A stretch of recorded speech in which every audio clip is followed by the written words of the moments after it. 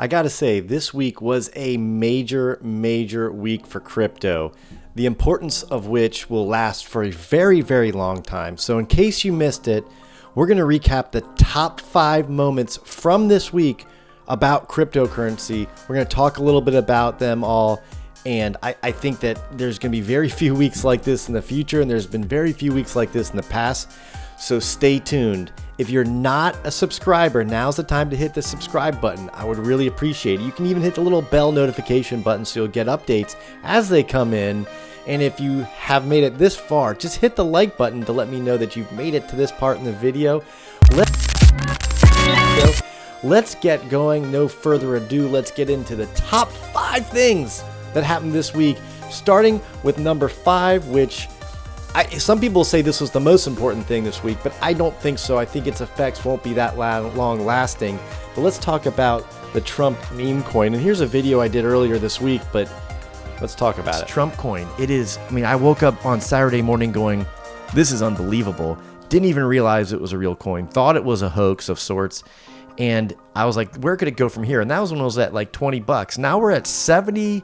We reached a high of $77, a market cap of over 14 billion, and that's not fully diluted value. That's actual market cap of coins outstanding, and only 20%. All right, so $14 billion market cap meme coin. And Joe, that's not the most important thing that happened this week. You went from 0 to 14 billion in like 24 to 48 hours. Technically, this happened on Friday, so it was a little more than a week ago, but I still count it as last week because the effects were felt all week, and it drained and it sucked all the liquidity out of crypto for a couple of days, and we're still starting to get back that liquidity that it drained out of. You talked about the Trump coin and the Melania coin on Monday. That was probably $20 billion or something crazy, and so Trump's net worth skyrocketed because of these things. And I don't think anyone would have predicted that. I think it was a major item for crypto. But I don't think this will last forever. I think it was a meme coin that pumped, pulled back. It found some middle ground. I think it's trading somewhere in the $20 or $30 range. I don't know because I don't really follow this coin. I just followed it because there was so much hype. I had to stay on top of it, and so I can report back to you. Second, number 4, most important thing that happened in crypto this week. Number 4 most thing happened at crypto this week. Let's take a look. Listen to this right here. My pledge to commute the sentence of Ross Ulbricht to a sentence of time served. Okay, so this was at Bitcoin. So this is a campaign promise that was made during Bitcoin Nashville.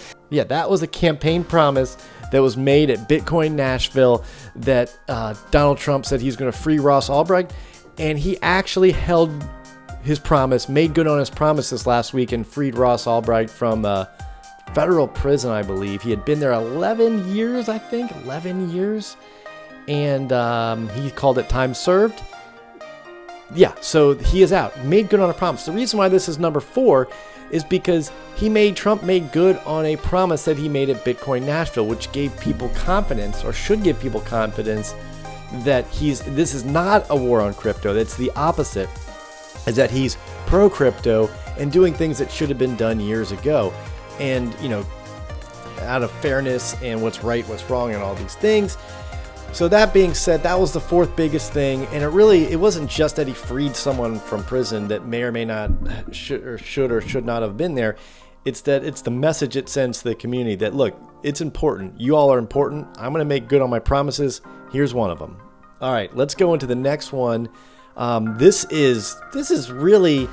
next one is less of I guess it is a news event. Yeah, we can't not call this a news event, but it'd be really tough to talk about this last week. And this was overlooked by a lot of people. People thought there was a lot of doom and gloom on Monday when the president didn't talk about a strategic Bitcoin reserve or a strategic crypto reserve or any executive orders regarding crypto. But one thing very important happened on Monday that a lot of people overlooked, and that was Bitcoin breaking an all-time high. Bitcoin had an all-time high, $109,618.90, according to BTCC, on Monday, the morning of the inauguration of Donald J. Trump. Why is this important? Well, Bitcoin broke the all-time high, on a day where people were negative about crypto, and it's important because it's an all-time high. And I do believe we're due for a big move. I know this is not the intent of this conversation. How do I get rid of this? Let's just get rid of that. I know that's not the intent of this. This is more talking about the top news events, but let me just show you something briefly while I got you. Why does it keep doing that? Okay, let's move here. So right now we have it looks like a boom. We're in a wedge pattern. You know, you have a perfect pennant almost being made, very bullish signals, and it's looking for a breakout. We are looking for a breakout right here. You know, if we're going to break out to the top, we might come down, test this. If it bounces off this floor resistance and goes up, maybe we can create a new swing high, swing low and a swing high, and then, we might be in a bullish pattern again, a real bullish pattern. This is very bullish. It might not, it might bounce off this line, break this. If it breaks this line, it's got some room to run down, and that could be very negative. But I don't see it happening. I'm not saying it couldn't happen. This is not your financial advice. Anything I say or do should not be construed as financial advice any way, shape, or form. I'm literally just showing you what's in my crazy mind, and you can do with it as you please, but it is not advice. It's my thoughts, beliefs, and whatever. It's crazy that we have to say these things, but I just want to make sure you understand that I'm just sharing with you what's in my crazy, crazy head. But that being said, bullish stuff going on with Bitcoin, and all the things we're talking about today could push this higher. It might push it lower. We might break this floor, this support that we're having on this trend line here. And then we got some room to run down to, 94, 90, 96 or 94. And then God forbid it could break way lower. I don't know that a pullback's coming. It looks more bullish to me, but that's, again, been wrong many times. These things aren't 100% accurate by any stretch of the imagination. So that being said, that was the number 3 spot of Bitcoin breaks an all-time high this week. So very, very, very, very big news for Bitcoin.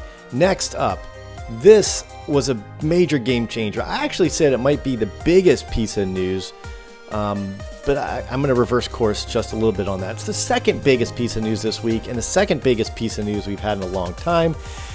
But I'm talking about the SEC revoking the, SAB 121, where I think it's 121. Oh gosh, SAB 121. And that is, the SEC has revoked a controversial rule that basically made it so banks couldn't custody your crypto. And this is a very, very, very big thing, because if banks can custody your crypto, that gives more options. It makes it mainstream, and then people might feel safer about buying Bitcoin or holding Bitcoin or other cryptos, not sure which ones. It might make them feel safer to do that, but also it could open the doors to allowing banks to lend against the crypto that they custody for you. Now, there's a lot of controversy over this point, because we don't want to put banks in a situation where the government has to bail them out. So we're going to have to address this, and hopefully the future crypto czar and the SEC will think about this wisely before they just blindly say, yeah, banks can custody crypto, because it's the lending against it. Well, if they only have to hold a small portion of it, and they use that fractional banking system that they have, and they don't actually hold a lot of the crypto, and there's a run on crypto, or they lend too much and the crypto goes down, it could cause major, major issues again, like a 2008 bank failure that was bailed out by the government. That would be very bad. So I do hope if they do allow banks to lend against crypto that's custodied, I really hope they highly, highly regulate this. I'm not for regulation, but I'm not for bank bailouts either. So there's a balance there that we have to pay attention to. Not sure what it looks like, but this is huge. And this didn't make the list, but it's implied that one of the biggest things is the administration of this presidency that is very pro crypto. You have the SEC, David Sachs, the new incoming SEC chair, the interim SEC chair, Mark Ueda, very pro crypto. You have all the other pieces here, all coming in line to make for a lot of regulatory highway smooth sailing, but there's still going to be some bumps in the road. Finally, last and certainly not least, is President Trump And this, David, is? Yeah, this is the crypto EO. We're going to be forming an internal working group to make America the world capital in crypto under your leadership. Which is really going to Crypto under your leadership. I don't think it's any surprise, but what this signals is the U.S. Gone are the days of choke point from the SEC. Gone are the days of regulating who can play with crypto, regulating it away from the banks. Gone are the days of making it difficult for you to hold your crypto and you to profit from your crypto. And in are the what I would say is the golden age, not just of, Donald Trump calls it the golden age for our country, our economy, but I'm going to call it the golden age for crypto. I think about the golden age of a lot of different things, but this is really, we've used crypto to trade it. We've used crypto in some minor use cases, but the technology between him signing this executive order and investing $500 billion into AI, we'll call it architecture, infrastructure, that computing power plus the blockchain technology, there's a lot of things that doors are going to open up for this technology. You even heard Larry Fink talking about, or maybe you didn't, Larry Fink talking about tokenization of stocks, tokenization of other assets. And again, the technology's there. If you have tokenization of voting, imagine that. There's people like to either restrict voting or talk about how it should be available to everybody, but it's got to count. Your vote has to count, and you shouldn't be able to vote twice. No one should be able to vote that shouldn't be able to vote.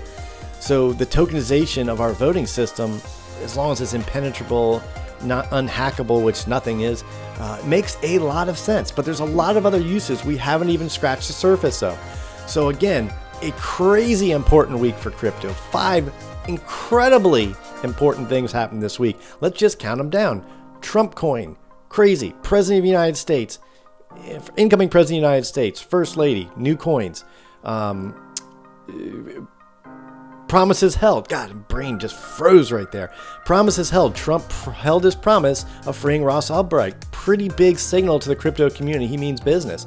Bitcoin hitting all-time high, almost 110,000 on the day of the inauguration. Big signal there. The SEC, the number 2 spot, the SEC coming in and saying, look, we're revoking SAB 121, paves the way for banks to custody crypto. Big news. And of course, the number 1, Donald Trump signing an executive order that is helping create the structure to make the United States the crypto leader in the whole entire world, free or otherwise. So that's about it. Hope you enjoyed this top 5 countdown from this past week. Put some comments down below. If you made it this far, thank you very much. Put a comment down below to say, hey, Joe, I did it. That's a big accomplishment. I don't know if I could listen to myself talk for this long. And the fact that you did, I thank you for it. Thanks again, and I will see you next time.